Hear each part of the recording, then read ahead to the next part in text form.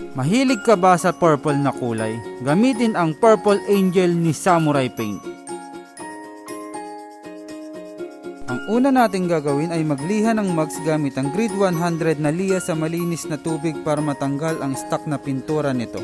At i-finish ito gamit ang grade 400 na liya sa malinis na tubig para maging smooth at iwas reaction sa ating mugs.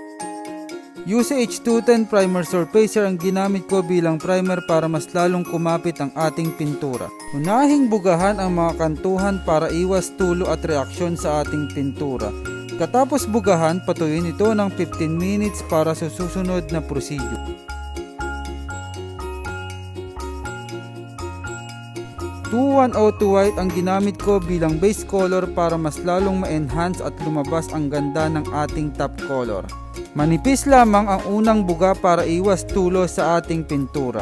Unahing bugahan ang mga kantuhan para pantay ang pagkakapintura ng ating mugs.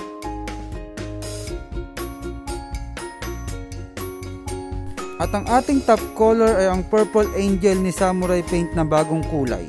Tulad sa ating base color at primer, unahin ang mga kantuhan para pantay ang pagkakapintura nito at patuyuin ng 8 to 10 minutes bago ang susunod na procedure. At para sa proteksyon at kintab ng ating mugs, gumamit ako ng K1K Clear. Sprayhan ito ng 2 coats. Ito na mga kasamurayan, ang bagong kulay ni Samurai Paint na Angel Purple. Kaakit-akit na mug, sagot ni Samurai Paint.